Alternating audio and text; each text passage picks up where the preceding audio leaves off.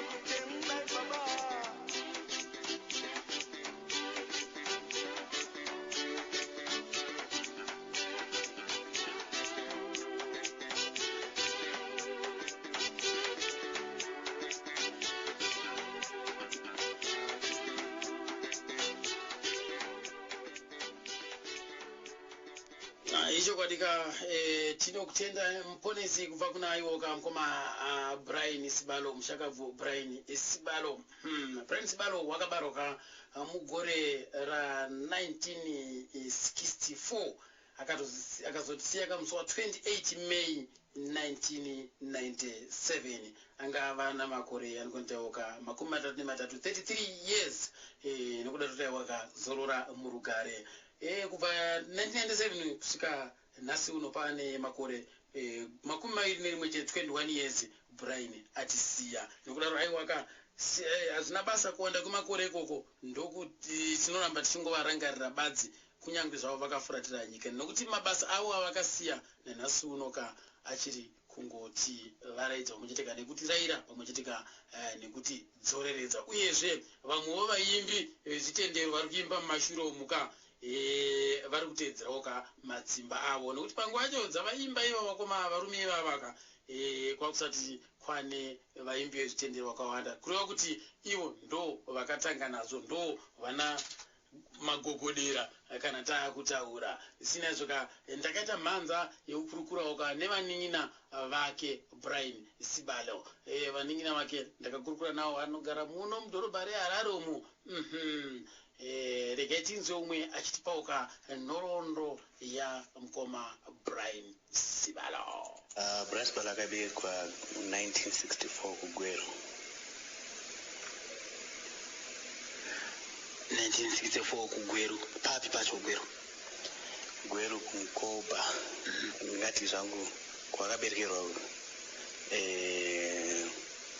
kuchipatara. Baba vainzani? Vainzi Fibion Sibalo. Kumushoka kwakuri kupi? Kwachirundura. Ku amai? Vainzi Lydia Matoka. Vanga vari kupi? Vaibo zvakare kwachirundura. Panguva yakazvarwa Brian baba vaishanda kupi? Ndisinganyatsoziva zvamuti vaishanda kupi asi baba vakasevenza kune kambani yainzi tara kunditiza mamuri vadiki kakare Abba Motors. Abba Motors. I think azopesera yakunzi Brother kutiza ika. Aiwa azvinoika papinda nguva kapane makore. Aisi Brian tingati mumba menyu mimi makabarwa muri vangana? Isakanga tiri 10.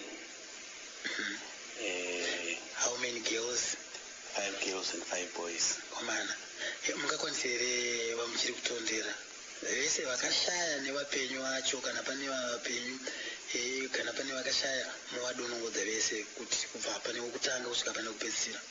Okay, wokutanga ndi Ana Gloria Sibalo, achiteverwa naLoveness Sibalo, kotevera Ntombi Zodwa Sibalo akashayika, kozotevera Sitokozele Sibalo achiri mupenyu, kozouya Brian Sibalo achiteverwa naFaith Sibalo akashayika, kozouya Paul Sibalo mupenyu, kouya Joshua Sibalo. Then after Joshua Sibalo kunouya inini Daniel Sibalo, kopedzisira Ndavezile Sibalo. Brian akakurira kuGweru. Yes, akarizobuda muGweru nekuda kwebasa.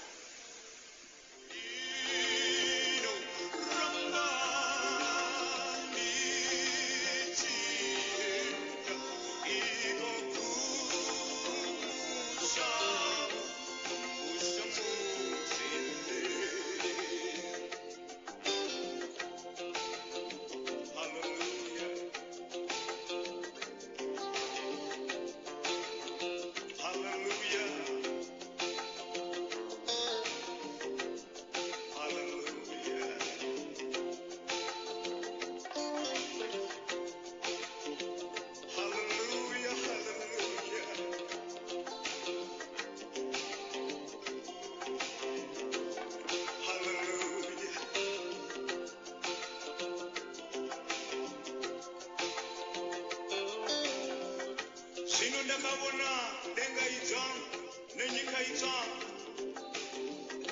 nokuti denga rokutanga nenyika yokutanga zvakanga zvapfuura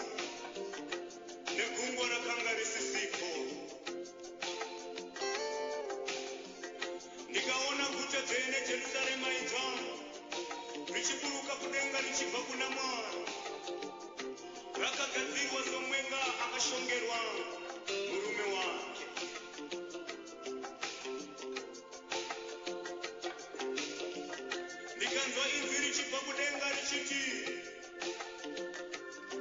tarirai tabhenakari yaMwari iri pakati pavanhu. Iye uchagara navo, ave Mwari wavo. Uchapisika misodzi yose pameso avo. Rufu haruchavipo kana kuchema kana kurira kana kutambudzika hazvingavipo, nokuti zvokutanga zvapfuura.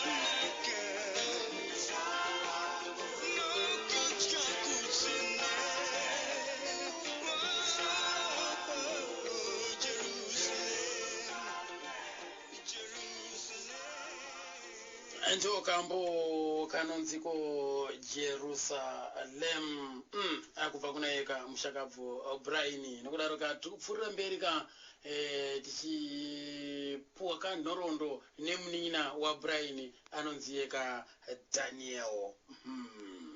Tikati hedu mberi. Primary akaenda paChikumbiro Primary School.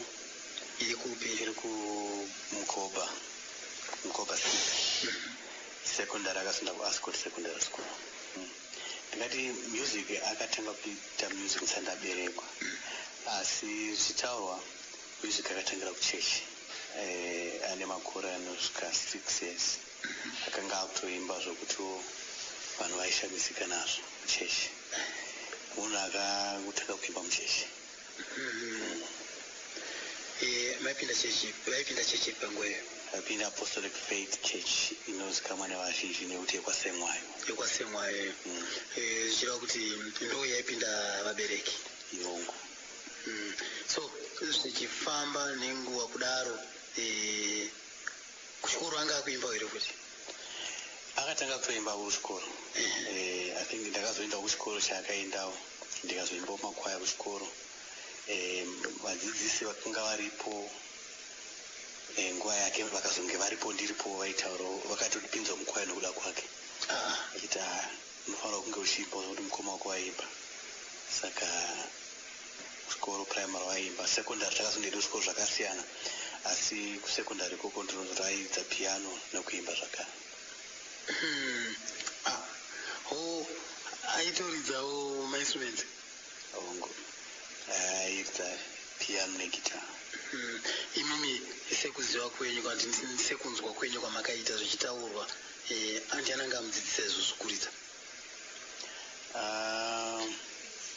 handina kunge ndaziva zvangu takadzidziswa nani zvokuridza, sezvo munhu akatanga kuridzawo ndichiri mudiki, asi munhu ndakazongoona kuridzawo. Saka kundichiziva kuti akadzidzisa kupi ndikavenyema ipa. Asi tingati sisi kumhuri kwenyu mimi pane here akamboimba kare, tingati kunana baba kana kuti kuna madzisekuru, pane here watingati kwakamboita muimbi?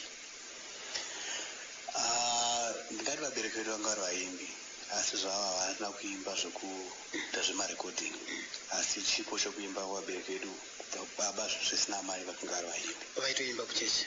Ongo. Aiwa, vaparonzisika. Saka zvikiro kuti ndoko zvakatsangira ikoko. Saka kunana sisi uko, vana sisi zvakare, ndati zvekuimba zvinhu zvinji yemhuri. Vana sisi vamwe vaitonyora masongs. Serious? Yes. Sisi vedu firstborn vane masongs avakatonyorawo zvavo, anotoimbwa nevamwe right now vasingatozivi kuti ndovakanyora. Asi havana kuzowana mukana wekurekodha zvavo? No, havana kumborekodha zvavo.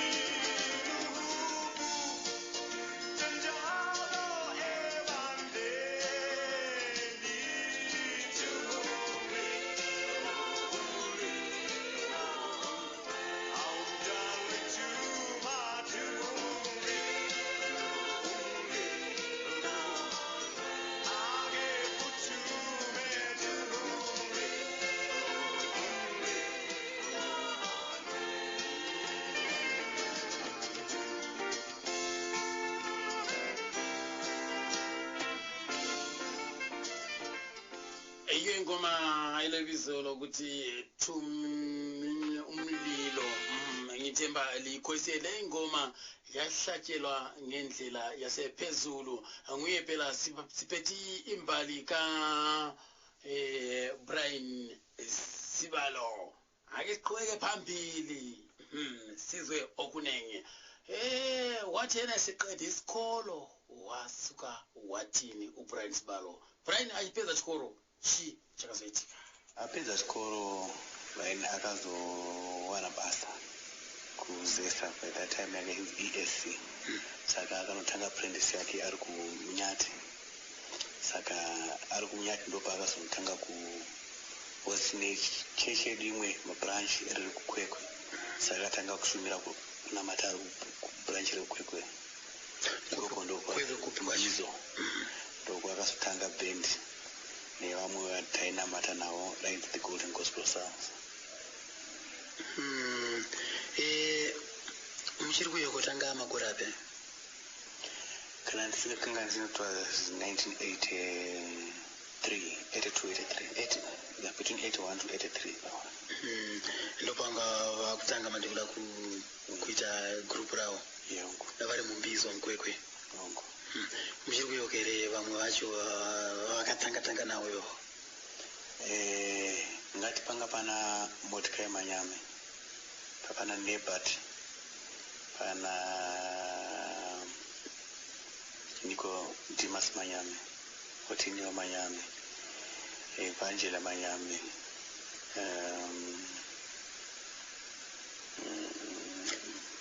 tingati mungazive kuti uyairidza chi yeah panga Mordecai Manyame waitidza lead guitar Otinio Manyame waitidza drums Nico Dimas Manyame waitidza bass guitar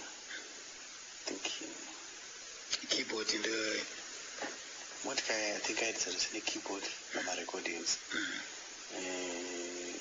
akapana Nebat anshanyatsotsora mubara saka Brian papanga satanga singaridze instrument no Brian ai specialist nekuimba chete mavocals hongo muchiri kufundira dzimwe dzenziyo dzakatanga kuimba pa first album I think ndichiri kutondera masongs anga aripo mamwe akafanana Hallelujah ndo anga riri title track ndo tingati first album racho ndo first album apana Hallelujah atina mushapanyika the place called Calvary maenzo mutando baba ndiri mwana wako rimwe zuva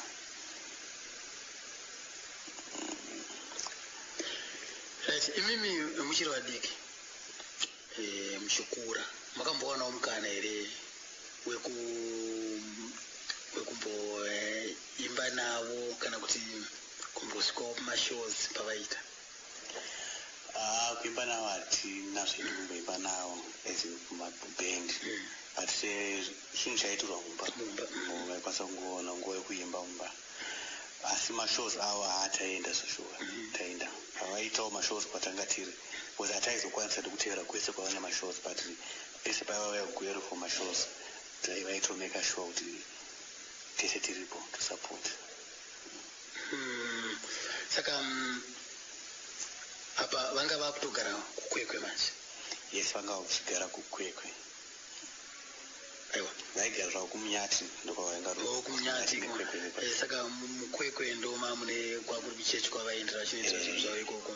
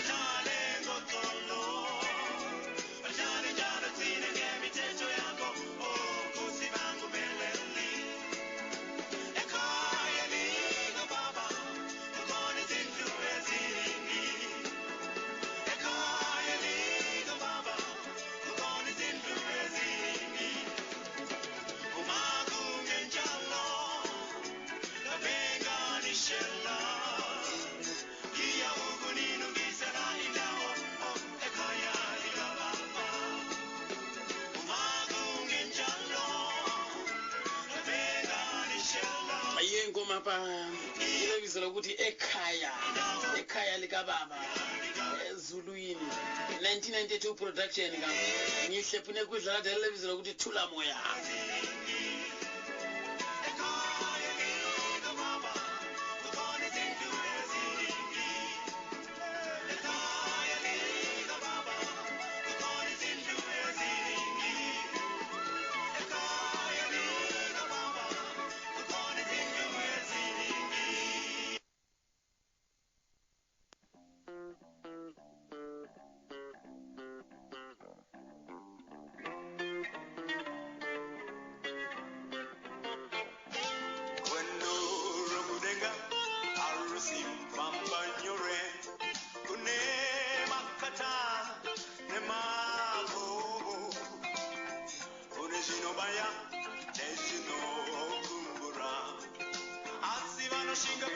Tingati sisu muri yaimutsigira here muri yekwawo Brian. Vabereki vakanga vachisapota zvikuru nekuti nziyo dzaita dzanga dziri kurumbidza Mwari sevanhu vakaberekerwa muimba yevatendi. Ukaonawo mwana achiita zvekuradza kurumbidza Musiki munhu tongofara nazvo. Uyezve isusu taisudza dzanga singafungiri zvingaitika zvatinabva tazitarisira asi zvaitika zvakafadza takashamisika asi tichifara nazvo pamusoro pazvo saka zvaitotsvagawo nesu kuti sapoti zvaikanga zvichiitika. Ainyora sei nziyo dzake kana kuda kukomboza ndezvipi zvaaiita?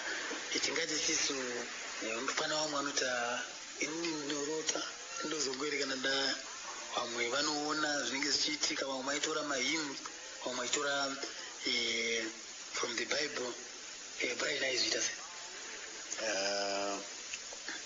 Ndisingazivi manyorero zvawo avaita mamwe nedzimwe dzenziyo, asi pane dzandinozivawo dzimwe ndingataura maybe about 3 songs dzandinoziva.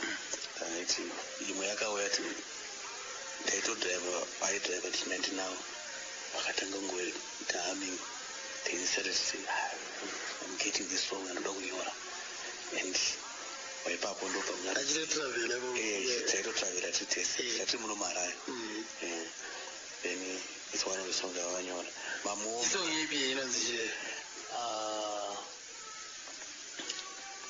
kana tinemba chitichi I think if song hiyo hainazo rekodo zvayo asi yaiti tichamunamata hainazo rekodo zvayo. Daniel watiri kurukura naye fano paNational FM muri watirereka muchimunzvaka achingunoti paka nhoroondo yamukoma Brian Sibalo. Daniel, pakuzvarwa uri wechingani wewe? Ndiri wechinaini. Wechinaini, makomana ya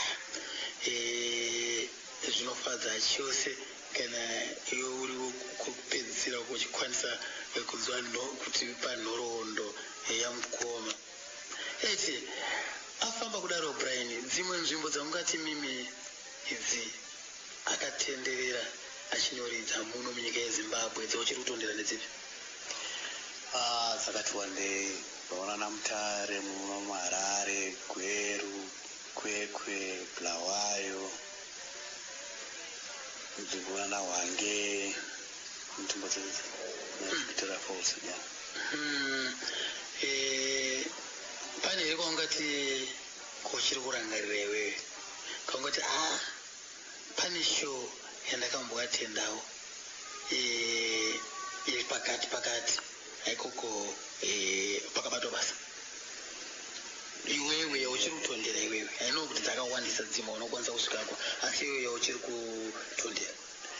Achitondera akati wandei zvawo, nokusanganisira yekugweru, kugweru theatre nepaHICC.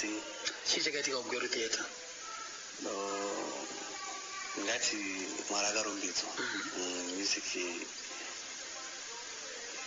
yakaidzwa, vanhu vakanzwa kushova zvatafambira, tazvinzwa shoko raMwari vakarinzwa, uyezve vakakwanisa kurumbidza pamwe chete kuti ngati show yapera vanhu kuti vabve pavenyu zvakavanetsa.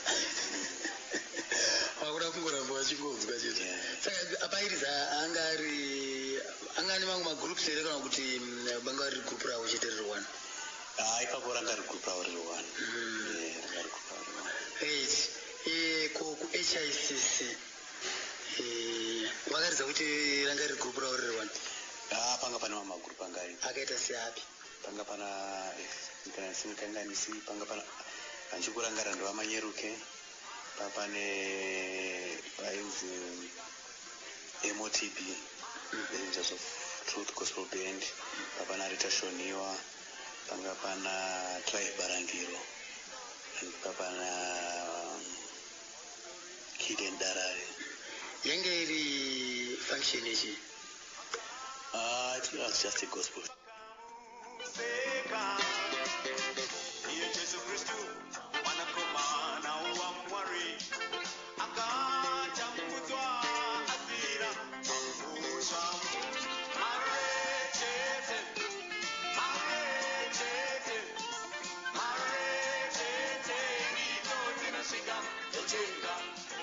Minutes past 11. The nation driver absolutely.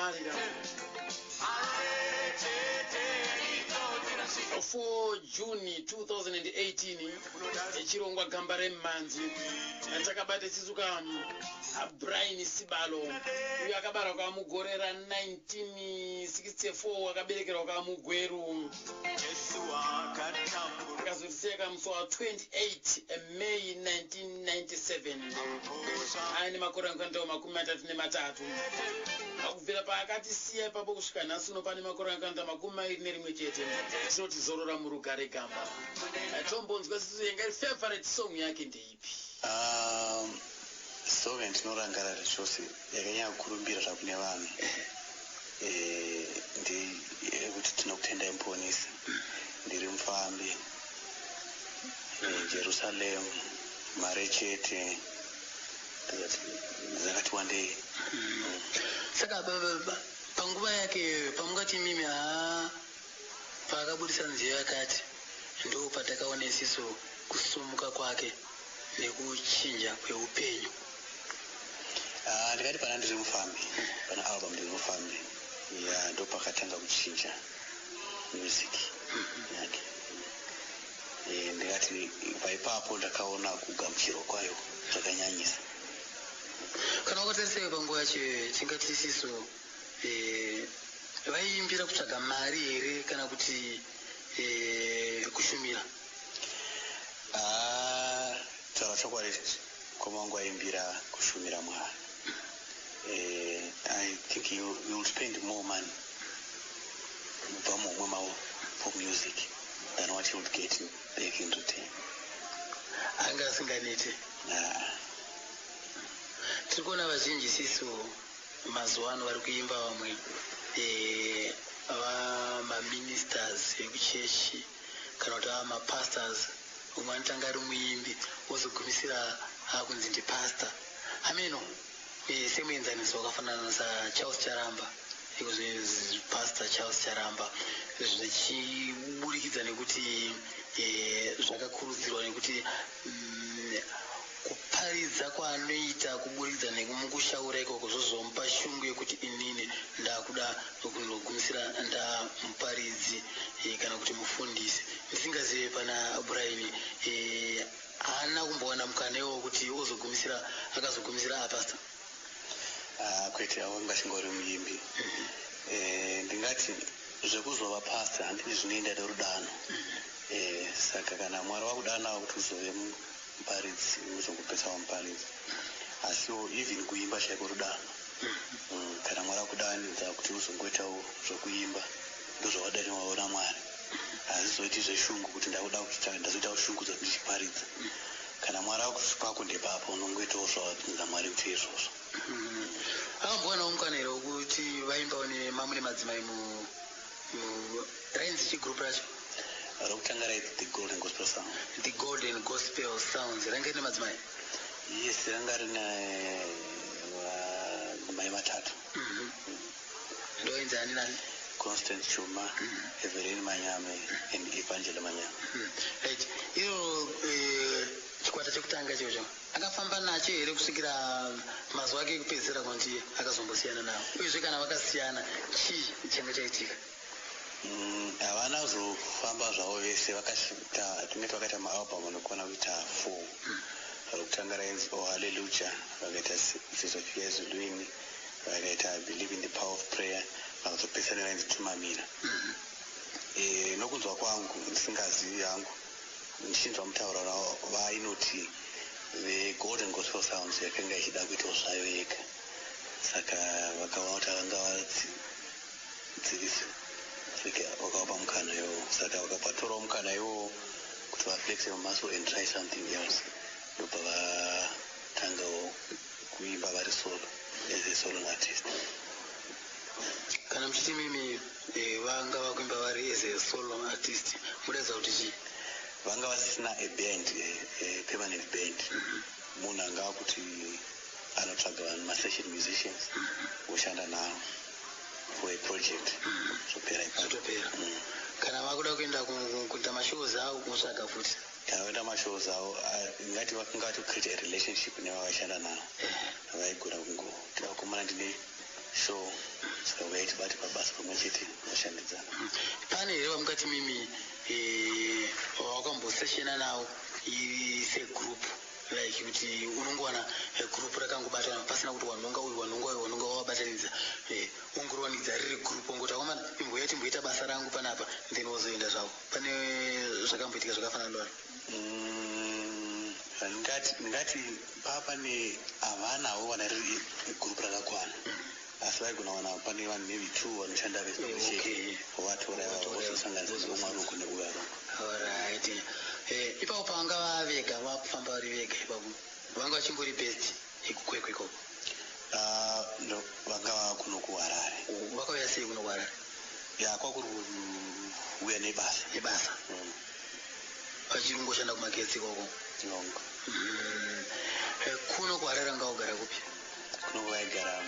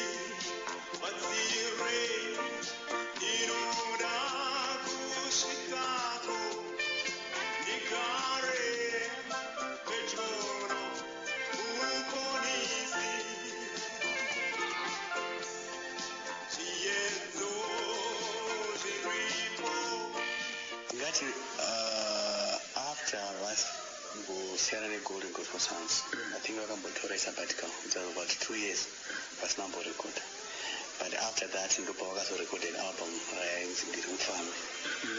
Ndingati there was an improvement kubva the previous recording yangoita negolden gospel sounds to chakaita kuti vatore kagep apa kabva 2 years chi maybe ndingati munhu ainga kana wakuda wakushanda nevanhu vakasiyana navo you need to understand vanhu vakushanda navo and time yekuti you need to find yourself inogona kuti rebei because pakabva paita a change of even sound, saka izvozvo hazvisi zvinhu zvekuti zvingangoitika nenguva pfupi. Unoda kuti unyatsopindana nevava kushanda navo zvinyatsoita, ndafunga kudaro. Aiwa, pari kunzisikapo tinayo kanhoroondo yamushakabvu Brian Sibalo vakaimba kanziyo dzakakurumbira makore apindawo, asi nanasuno dzichiri ngosimudzira mweya yedu inokudaroka semagamba emimanzi tongoramba ka tichingovarangarira zvakadaro nokudaro kusvika pamazuva avo ekupedzisira. Damba refu rekupedzisira chichirangariripi? Rava rekupedzisira inzi Ngosa. I think rakazorangarira 97 kuri Vashaika, rakazodaro I think 98 or 99 uye rakatozobuda Vashaika. Wakamboonawo mukana wekubuda kuenda kunze kwenyika, kunodza kunze kwenyika rikamuti ingotienderera muno muZimbabwe? ya vakamboenda kuAmerica gore ripiro 1994. chakaendesa kuAmerica chi? I think zvenga iri mukana wekungota explore tikambonodzidzawo music nekuzama kuti vaiti music yavo indewo out. Saka ipapo vakaenda as a group here kana kuti vakaenda vari vega? Vakaenda vari vega. Vakaita nguva yakareba sei? Handichanyatsogara nguva yavakatora vari ikoko. Asi achidzoka ikoko makanyatsokuona kuti zvechiwa pane kusimbaradzwa kwaita munhau dzemimanzi? Ya hongu, tikanyatsoonawo kuti maonero avo achinja and music yavo iri kuimprove nekuti unodzidza kubva kune vanhu. Ikoko America koko maendero akaita tingatizi kune here mumwe weukama anga ariko kana kuti vakangotsvagawo mukana wanga wangouya? Mukana wanga uya semunhu anga ane shungo dzekuti ndakudzidza kushandisawo mukana wekuti ndaona mukana wekuenda. Mimanzi yavo vaiimba ndimi ngani? Ngati nhatu, Shona, Ndebele, English. Asi mimi pandimi nhatu idzodzi dzese maiona kunge dzainyanya kutambirwa ndezipi? Ngati kunyanya Shona neNdebele dzaitambirwa stereki. Wakamboonawo mukana wekumbonoridzawo kuna naBulawayo? Zvakanyanyisa. Vaitambirwa sei kuBulawayo? Bulawayo vaitambirwa zvakanyanya zvikuru chose. Vaitambirwa zvakanaka chose. Vamwe vamungati mimi vari kuiko zvino izvi vari mukuimba vamungati avava vaimbosheya nawo mastage ndevapi vamuchiri kutondera vari kuiko zvino izvi? Vari maband members kana kuti maartist. I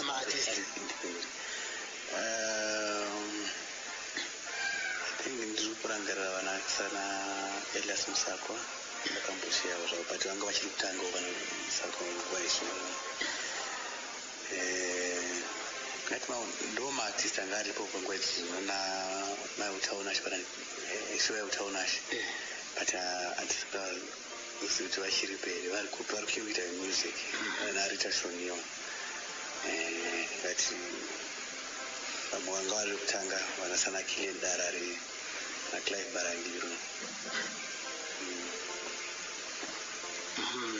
Ndo dzatingati timu dzavo idzodzo dzavaisangana nadzo panguva yacho yahongo nevaizombobvawo out. I remember sana itani matima sipo makavani akamboenda Zimani. muona Derek South Africa akamboendawo. No, not for music. For visiting, yes. Alright. Ko vanhu vakaita sana Freedom zvaimbosangana here? Hongu na Freedom vakambosangana sevanhu vakanga vari musame church. Mose vanhu vanga vari musame church. Asi ndonzo pane show yavakatomboita vose but ndanga ndisipo zvangu. Saka zvakona. Asi vakambowana mukana wekurekota vese here? Recording together hapana kamukana. Havana kumbowana mukana wekurekota.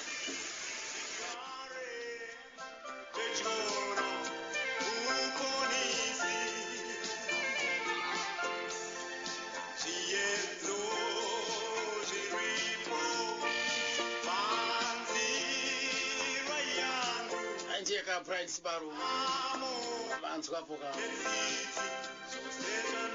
mazuva ake kupedzisira Father Nyakutumba zviri sei Professor Mbofana Teachers Enoki Mazorodze Abel Mandimanzi newasira seiko Shorai Juliet Muenzwa Bernard Utawarowa Professor Robert Guvanze Magamba emanzi esa atawanda matimura chiti zvise Ernestino Chidumira Traimo Karize vese vava takabata kuti National FM ndopa kutenda zvikuru nendotsikiro rwenyu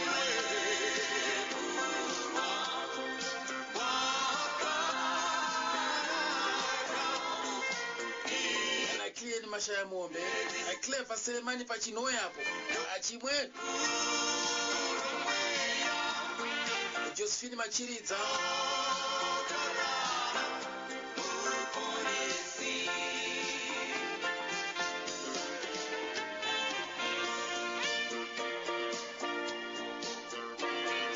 Enoki Mazorodze warova newewo mazwana Robson Ganias Robson Shimopero Abigail Munyanyi Adija Umari pamarondera ipapo Advance Chimkombe Redson Chukuta Soye Mangamba hanzi takabata kuti dzine chana wesa ana mukoma wangu Dibura Steven Dibura nemusere anodetsa vachitipfura Edson Nyamunda uriko Jeremia Castin John Dzimbiri Nadzorani Nathani Nana Shepherd vesawo kazvisese Rukanga ikoko kanzi takabata kuti National FM na William Gwazi zvakare ndizoritsara dai zvaiwa ka tek tichifamba ka atiri pamwe chete sina yanzo ka reketi mbonzwa isizo unhu wake Brian Sibaro anga ari munhu akaita sei ndingatonyora bhuku asi ndingati munhu akanga ari munhu mufaro munhu aida kuona kubudirira kwavanina vake vose nyanzva dzake dzose munhu aibetsera zvikuru ende ngati munhu mufaro paari pese pava nemufaro ari rokuseka zvikuru ende munhu waitora nguva yake ndinofanira kushanyira hama dzangu kana nditi manga ari munhu mufaro yaingofara zvokuseka mungayeukewo kana ejoke imwe chete yamungati pane joke mukoma vakambotiitira ejoke vakati zakati ndikazvirakarira izvozvo ndobva ndavafunga kuvaona chimwe chete chakoti izvi zvinondirakarisa mukoma kudai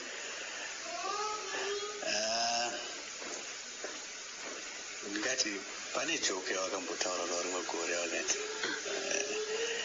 kwanga kune mukoma zvavanga vakanyarara stereki anga ari munhu akanyarara asingadi zvokutaura saka vanhu vaitovaziva kuti unamati.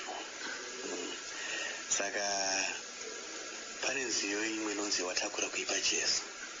Saka mumusi mukoma vakanyarara vaya vakazowanikwa mumusi vanetswa zvakasvika pakuti vatsamwawo vakasvitsawo pekupedzisira ndobva vatanga kupopota varatidza kuti havana kufara.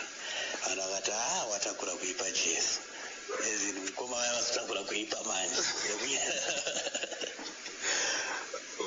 kuti akabva apengawo ipapo. Saka munhu aikutovaza uyu ndijesu saka nazonakati nhasi atakura kuipa Jesu. Munhu wanga akanyarara mazuva ese indozoti mukugara unogona kuti munhu ane zvimwe zvinhu zvaanoti izvi zvaafarire izvi Brian zvaanga asingade kana makagara kana munga mupamuri ndezvipi? Brian anga asingadi kutsvina kuchapa zvaakasikadi ngasikadi eva smart. Eva smart.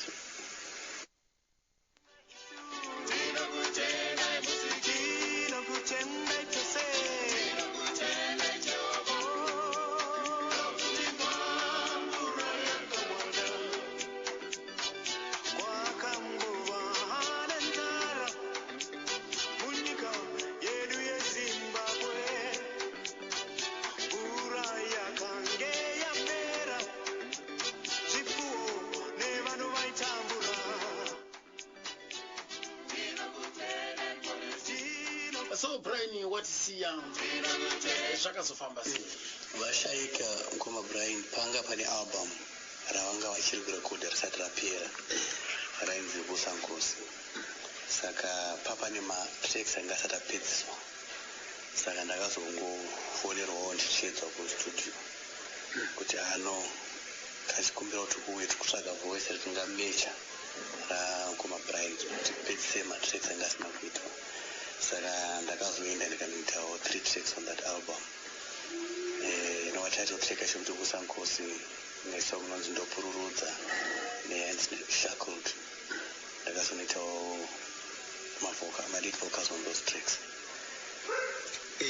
Vekustudio vakatogutsikana kuti zvaita vakagutsikana ini ndaifila kuti zvaitwa nemuridzi plazima ndijuma ndisina kana kuzitaisa kuti zvikakwanisa kuya kuzorekodha. Asi vakagutsikana pachavo.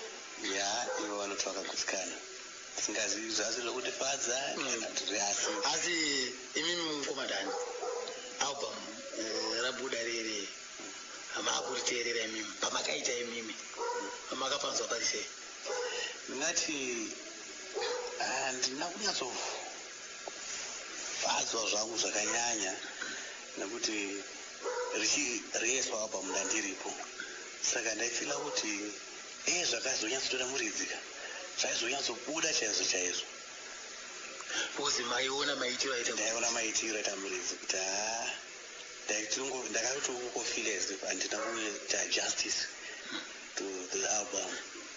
Ndo vanhu vaitaura kuti wakuita zvakanaka aranyatsobuda rakabuda. Even until today I still feel today muridzi akazviita ndofunga zvaida chaizvo chaizvo. Right. Saka kusvika pari nhasi uno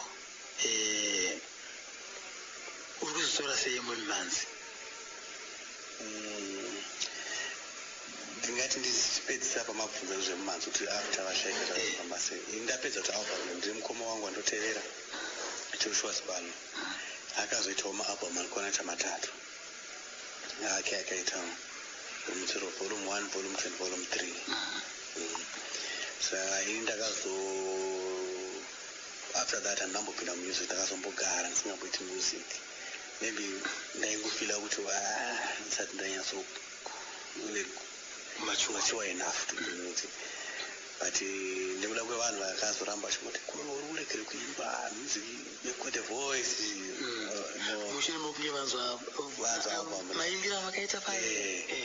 Saka plus kuna ngoma Joshua maingoenda muchimbo unomiramira muchingo pane mashows avaita vaimbodara ndombovabetserawo pashow toita chese. Saka ndakazokwanisa kubatana neshamwari yangu anonzi Enoch gore razvo ndikaita album rangu rokutanga yeah, achifeature paalbum ranzi happiness all Lord.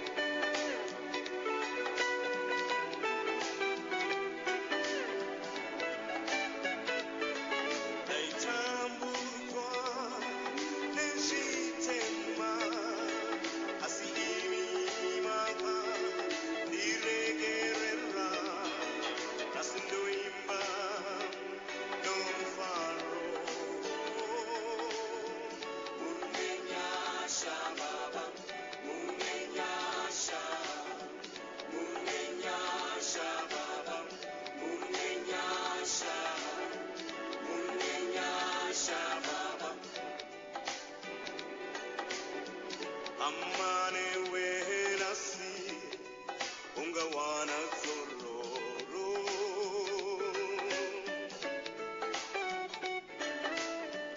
uya kuna Jesu mufiri wedu chose mufiri chose chinoneza Yehusha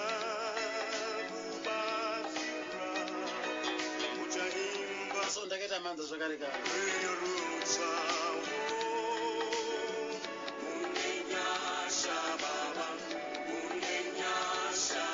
uye ukurukurawo zvakare ka nemunina wacho ka Barbara Josh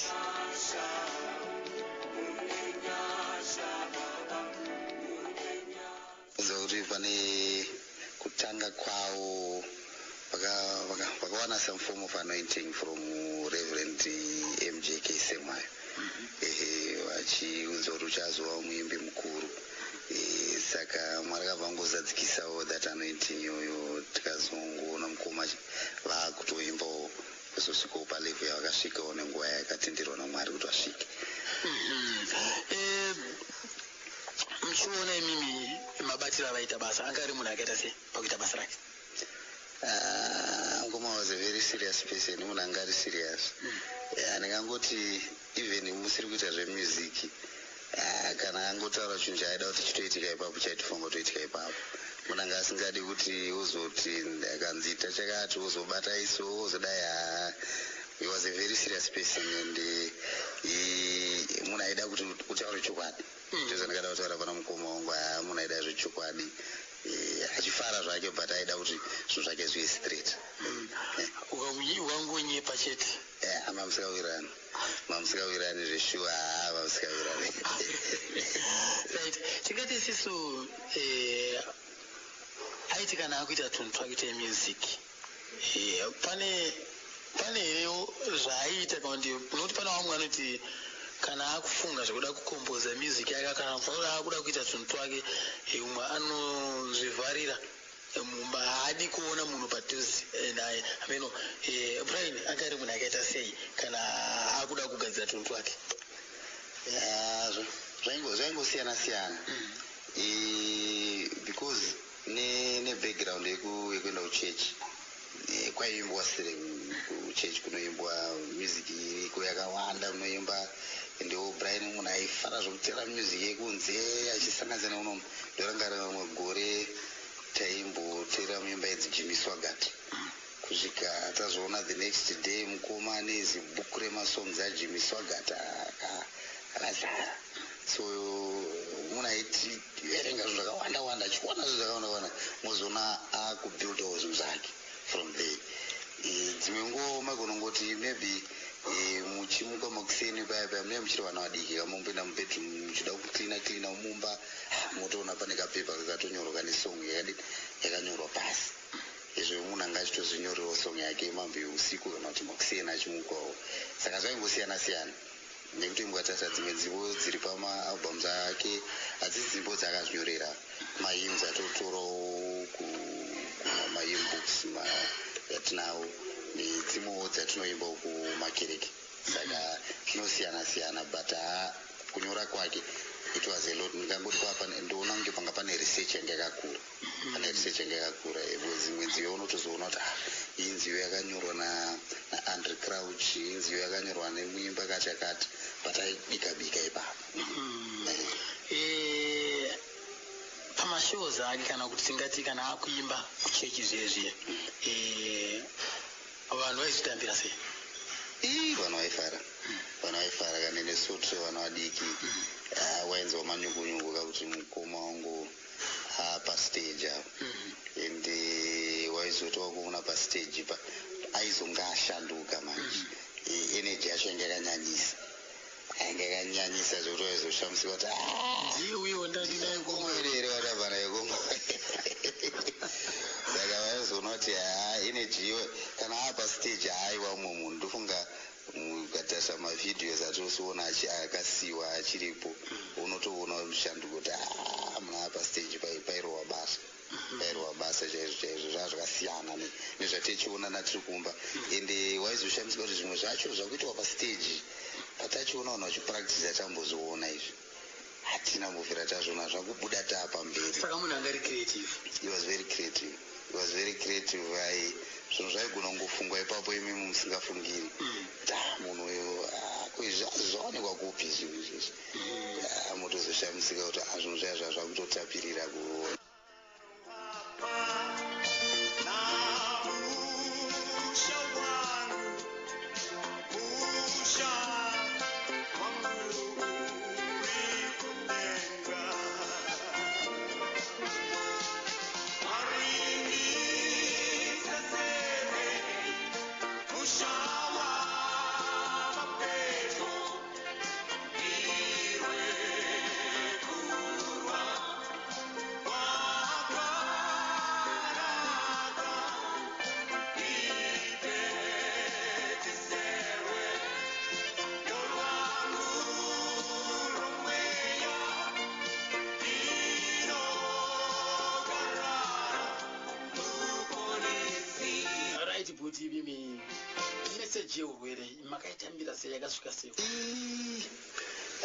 Zvakambondiremera ndikati kana ndiriseni ndandichiri mwana wechikoro so ndandiri boarding school so we used to write letters nguva iyo kwasina macellphone kuchikoro maitoenda pafoni tikamutanga kufona kumba saka the time yamaitendero pamwe inenge iri sande saka sande vana mukoma vanonga vari kuchechi so ndorangara one weekend vakatuma mukoma Josh kuti azonditora kuchikoro ndo madhezi avaisimbirwa ndachida kuti uye auye kumba tizoonana tizotaurirana.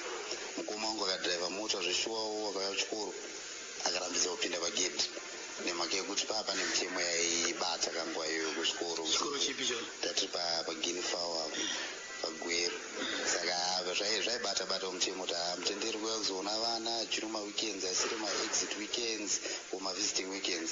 So mukoma wangu akatodzokera ipapo ndochizoona manje vhiki rinotevera racho ndatozotorwa kuchikoro muzowa unenge uri mwana mudiki usingazivi mudza mukoma ari kuda kukuona ari kusimbirwa asi yandimbouya undione kwautorwa kwautozosvika kukumba utoona kuti panapa tatoo panhamo patoo parufu panapa saka zvinhu zvakandiremera kwenguva yakareba chaizvo because munhu wandaida nemwoyo wangu wose semukoma wangu mukuru unongoziva kana muri mhuri mukoma mukuru ndiye anenge ari the shining light apa ari muimbi saka unongoziva zvinhu zvese mimi makatarisira mukoma saka ungozonzwa zvangofanira kungonzwa kuti muri muchiedza unzi kwaane rima zvinotinetsei but hapana zvatingazviita kunongozvigamuchira ndo nzira yaMwari kutaura kwaMwari sevanhu vanoshumira muzowane kunyaradzika kuti ndomutauro waMwari ndo language imwe yaMwari inonetsa kunzwisisa kuvanhu but munofunga kuti oigamuchira saka kwandiri ndakasvika kuzvigamuchirawo but nanhasi zvichiri kundondibatawo. Right. Nhasi kuna Dhani apindawo mutsoka idzodzo ari kuimba kuiwewe ndava inini zvangu zvekuimba handingati ndine chipo kana handingani zvakandiramba but chandingangotaura kuti kana madzikoma angu achimba ndine ndiri masuro ndichimbobheka kuitira kuti ndichipusha ndiri kumasuro. But iwewe music unoifarira? Aiwa ndoifarira zvakanyanyisa stereki ndinoifarira ndofunga nguva dzangu dzese kungoimba nokunzwa mimhanzi. Pamimhanzi yamukoma watingati iwewe iyi ndo yandofarira ndeipi? Ndozoti dzakawanda dzese unoziita nekuda kwekuti mumwana waamai vako. Iwewe tuna kamwe chete?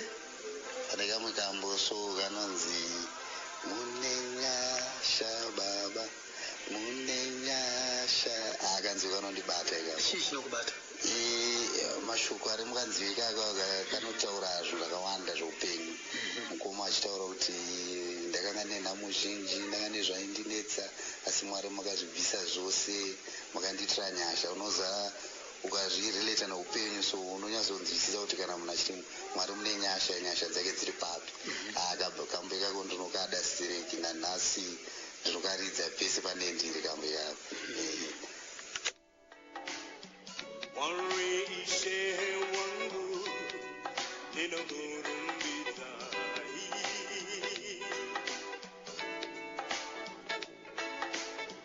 makandisunungura nasi ndinofara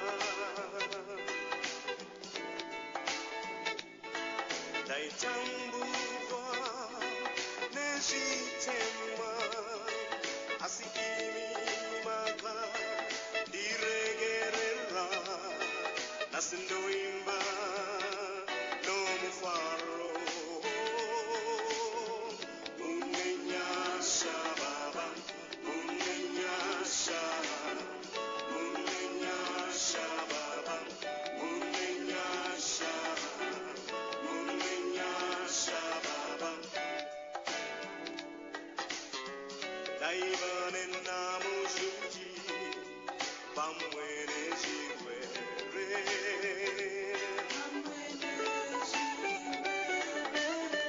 makazvipedza zvose ndiri pamunamato makafuka zvivi zvangu neropa renyu tenzi wangu upenyu wandinakirazve. Munenyasha baba munenyasha baba munenyasha baba.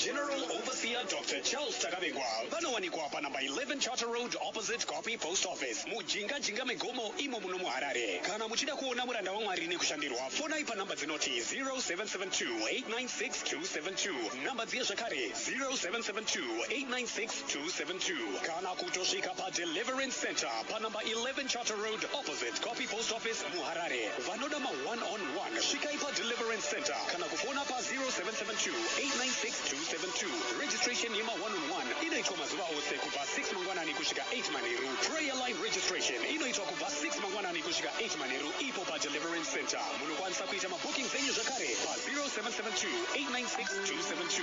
Midweek service every Wednesday kubva 6 p.m. kusvika 8 p.m. Friday service kubva 6 p.m. kusvika 8 p.m. Sunday service inotanga na 8 mangwanani kusvika 6 p.m.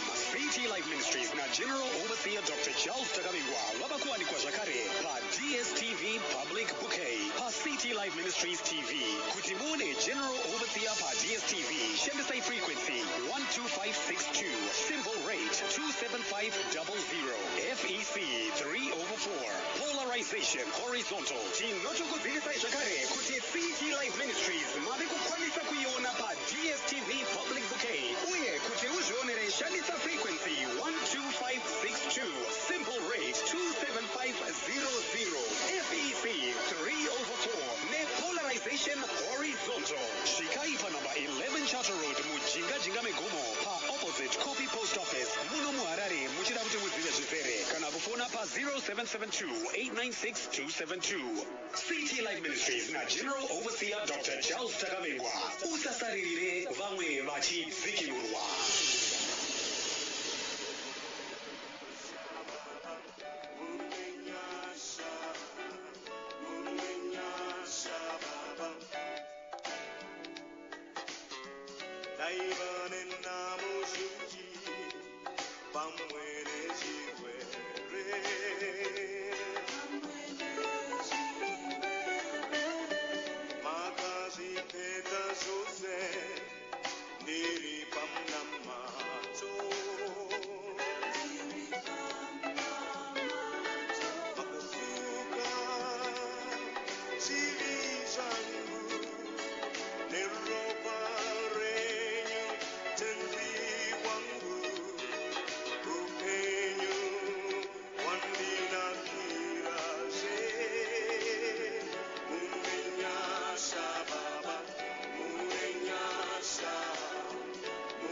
Tamaro Terrekandeka Brian Sibaloka watatakabata pazora nasika manzo yami muchapu kubva kune vanin'ina vake zvinofadza chose kana chimbo changu taiwaka nditore mukana kutenda ka iye kandava ndave zinhle na Daniel Sibalo pakuti pakanhoroondo yemukoma wawo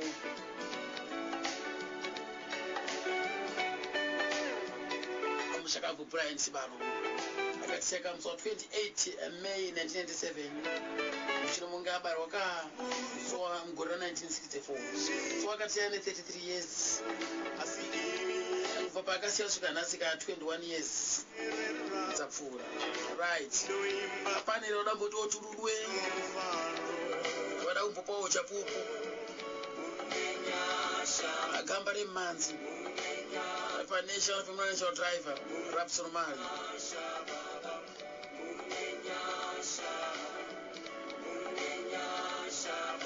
mukoma ndinemi kuti kwati sembwa yatiza shumba na mdamu takakochekera kuti ndi paNational FM tikinzwa gamba iro ka Sibalo ndi Thomas Mfundirwa pa Chitown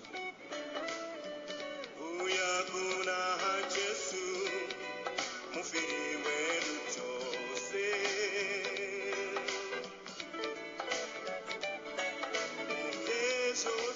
wasira sei newewo ka Michele Riete iko kwa ku Glendale kwa Sheila Riete Mukodzo Oswald Sorojena Mukodzo Jocelyn Tiaringe kanzai watakaibata kuti zvichiterera kagamba remmanzi paNational FM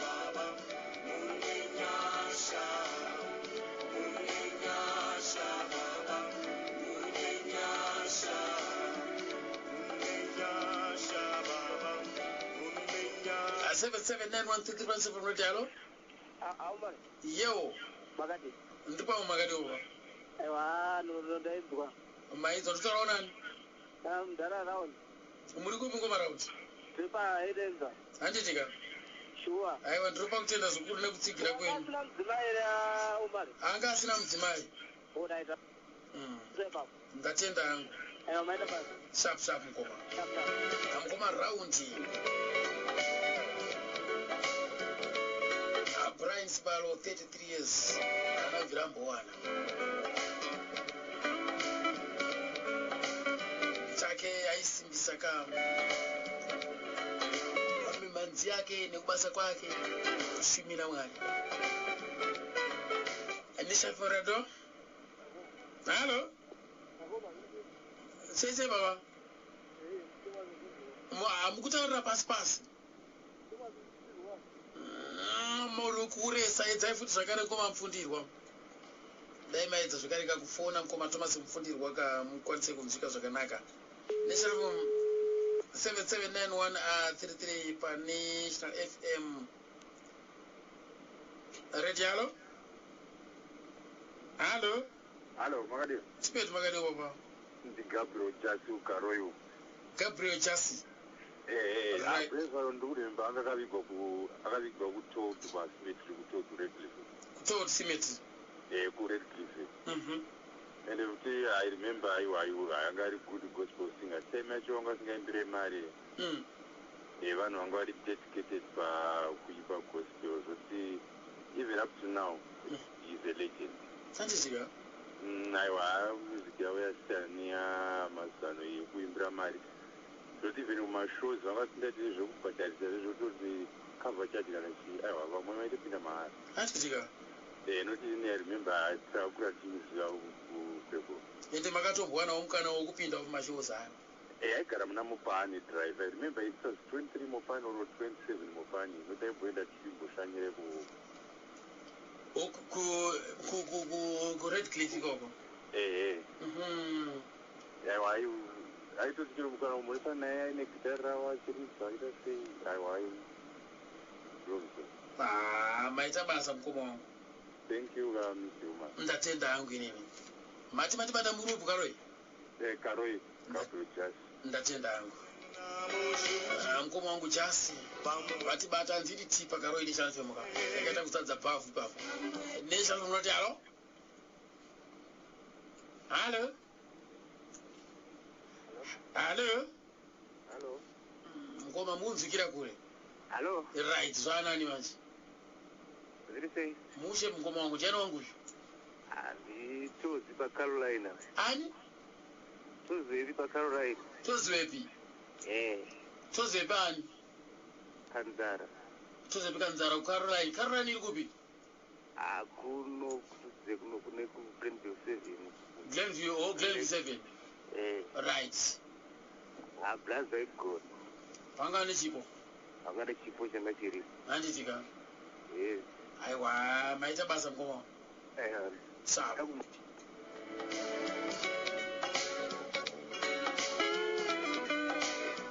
Seven 79153 hello.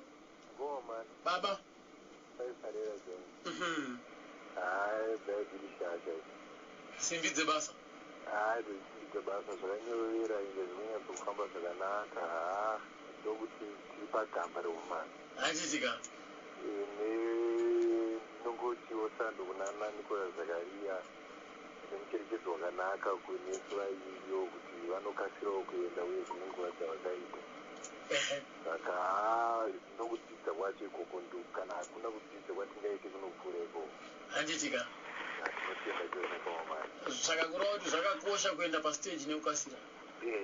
Ende unoziva kuti vanhu vari kutovimbawo naye vanogara vachingovimba naye akatoita vanhu vatoziva kuti munhu ari kuuya nguva dzakakwana. Because mafans akaziva kuti iwe ndo unhu hwako. Hapo manje. Vazofara next time ukaisa poster zvinenge kwakuita ngezi dzinonzi mashura chaiyo chaiyo. Neshafi halo? Halo? Halo? Halo. Makadiko? Tiripo Makadiko. Tiripo wangu, ndiani wangu uyu? Hello. Halo, ndiani wangu uyu? Ifidzai Ganiza. Muri kupi mkoma wangu? Ndiri kupindura. Papi kupindura? Kuri sei ikoko? Muri papi kupindura? Taura na pasego. Halo. Halo. Ndipi mkoma wangu. Mkoma wangu zviri sei? Bo. Right, muri papi kupindura? Papindura riri paChrispband. Pa?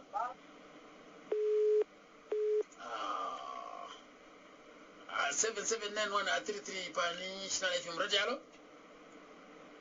Halo. Makadiko? Ndo mnafara. Ndosipa wangu mkoma wangu, ndiani wangu uyu? Mzere Freddy. Munonzani? Freddy Mzere. Muri kupi mkoma wangu? Kuosha kwa marangi. Kuosha kwa marangi. National FM yakadira here? Yakadire shega inacho chimwe chii. Ndatenda hangu mkoma.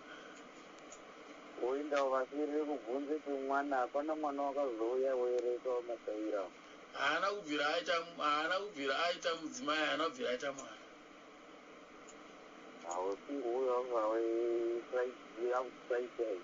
Mati? Without Friday. Haana danga aripo mungadai mazvinzwa. Alright. Maita basa mukoma wangu.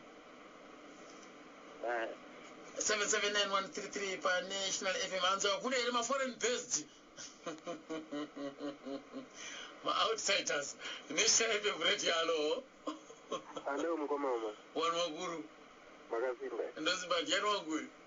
Ndiruza kubhara maya makonde chino. Right. Brian Swalo aimba. Zairopafadza nokuti ndochechi yandikaberekerwa ndikakurira, saka vaimba zvisiri zvemarayo zvokuti mweya waMwari unyatsobata muvanhu, vanhu vagotendeuka vazive kuti Jesu Kristu ariko. Saka hashu airopafadza. Handitika chokwadi. Maita basa mukoma wangu. Zvakanaka. Maita basa mukoma wangu kumakonde uko. Hanzi chirundu yapindira, ndafara kuziva nhoroondo yaBrian ndi Bikroni pachirundu border post. Mukoma Bikroni aiwaka neniwo ndafarawo zvakareka nekupinda kwenyimbo manzi takateera zvedu kana vaomali. Hanzi aigona murume uyo. Ndini Timothy Kwarusape. Tiri zveduka kunamira pachimuti ipapo. Ready, hello? Hello? Hello? Makadiko? Mushe mukoma Rosso. Ndiripo mukoma wangu. Chirongwa ichi chinodzidzisa chose. Chinodzidzisa? Zvokuti nhoroondo yatinonzwa apa yakakosha. Ndoti pamberi neNational FM. Handitika. Mukoma wangu maita basa imi. Alright, zvakanaka. Ndi Francis matikiti pakuhadzana 5. Nguva matikiti tosirumbidza. Mukoma Franco mavanzwaka kubuda paNepenyuro 779-9133. Ndezvaro? Halo? Halo? Makadiko? Tiripo wanzvadzi, kwidzai zvirei? Ndiani? Esther Mchunda? Muri kupi nhasi? Muri muno muHarare? Ingani pakatoipa, right? Alright, ndinotinda nechirongwa chenyika. Handitika? Hasinondidzidzisa zvokuti ndisingazivo kuti havana kumbogara vakambopindawo here Methodist nokuti nziyo dzavo dzakarerekera panedzewestiri dzekumahimu dziye dzakarerekera vana Jerusalema nedzimwe dzose dzasi dziri kumamethodist ndo dzase dzese. Handitika? Ko kama wavo nanamukoma Madeke nana baba semwayo guri pakuimba mhanzi esitenderere kana kuti pane zvimwewo kana kuti kumadzinza especially pane mukoma Madeke nemisayapaya. Ndanzwa kunge munin'ina wacho achitaura chiti vanenge vanhu vaisvonda vese. Okay. Vaenda vese kuchechi. Alright, aiwa ndinotenda hangu. Ndatenda hangu tete Esther. Ko pamati alright, ndizvo zvochedora tingatenda hangu. Kasimba kwavo kwakanyorovera. Ndinokuzwa kuti kwanga kwakanyorovera kuimba kwavo. Handitika? Kuya kwatinoti esipolileyo ndikwangu dzinopinda chero hadzo dziri dzechitendero. Handitika? Tete maita basa? Ndatenda mazita enyu. 779-133 paNational FM kupinda pawairesa mwari watere. Muri kupi kumatimani ainyika yeZimbabwe. Ready, halo? Halo? Halo, Mali. Makadiko?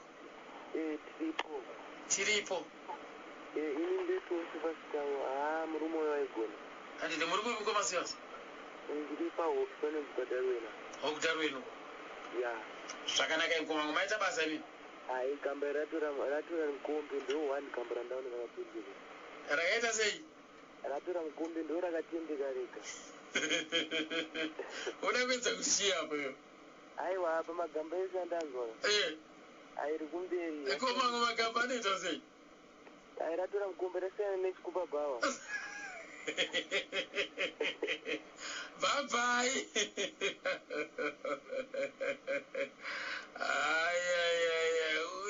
We are the pamuromo shit.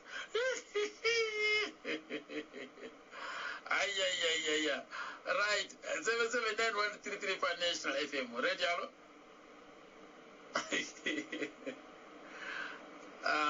779-133 for National FM. Ready, hello? Hello? Ndasara masirawo. Gamba rakanyanya. Handiti kanjani wangu. Zoraita ineti pamuputi. Ndopa kutina zvikuru ngoma wangu.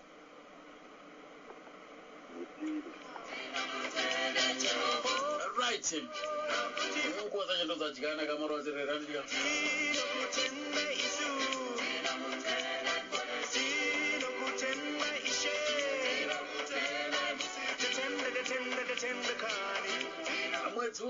Mwezi wapfuura watadarika Mei takarasikirwa sisu naJohn Gumbo, Virginia Jangano, Gideon Nekanje, Jordan Chataika, Brian Sibalo, Fanyana Stole, Christopher Shoko, Kaya Chalimba, Moses Shakata, Wellington Jonga, John Kazati, Solomon Skuza, Brian Sibalo, Wise Magaya. Saka zvandira kuita panapa inini kam musi wechitatu ndiri kuuya manheru kubva nenguva dza9 kunobata 12 o'clock. Handiti kam kubva na9 manheru kubata 12 o'clock ndichazenge ndiri pano pawireless. Asi ndichatanga ndauya zvakare masikati ndomboita kwaziso malonje, ndoenda zvangu kuma ndozoya ndopinda manheru. Ipapo manheru ndoda kuuya inini kam ane gamba remhanzi, Wise Man Magaya wevabati vaJehovha. Nhoroondo yake tukibata musi wechitatu chino ichi akaticha musi wa27 Mei kuitira kuti musi wemugovera tobva tavaita tiisuka muimbi akatisiya musi wa6 June anoyeka Filimoni Mijoya weRist Brothers ukutipa getu. Anditika ndiye watichazingika tichibata nemso mugovera pabhegi remasasi.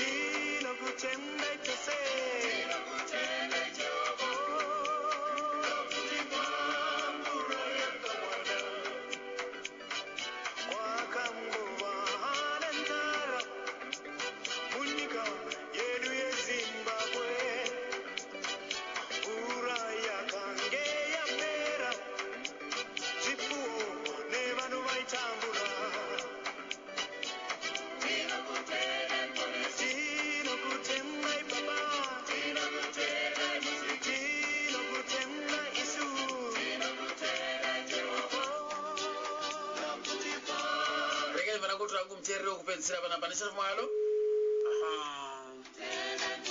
zvavarana apa ndika right mwara kuti zvakandopa kuti zvikuru nekusarudza kwenyika nepinyeneshavemuka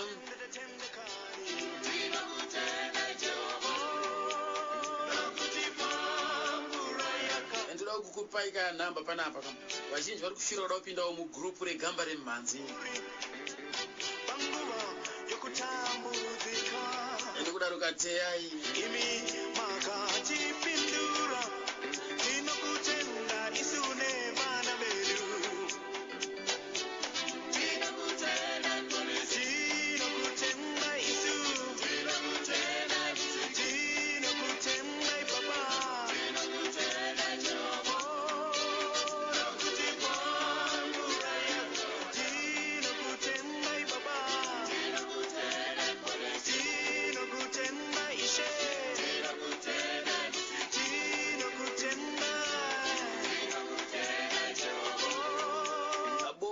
gamba remhanzi riri paWhatsApp group inonzi gamba remhanzi. Ipapo panongokurukurwa nyaya dzemimhanzi badzi, ndo dzinokurukurwa ipapo. Hapana dzimwe nyaya dzinotaurwa ipapo kunze kwezvemimhanzi chete. Ende neboka racho pane mitemo iripo ipapo, uyezve boka racho group iroro haribhadhariswe kupinda, it's free of charge. Kupinda wotopinda mugamba remhanzi. Mushure mokunge ukangotumira message kunhamba dzandichakupai panapa, pasi pekutumirana mapono, zvinyadzi, mifananidzo yezvinyadzi, nyaya dzezvimatongero enyika, nyaya dzemimhanzi hadziwanike. Panongowanika dzebhora chete, panongowanika dzemimhanzi chete.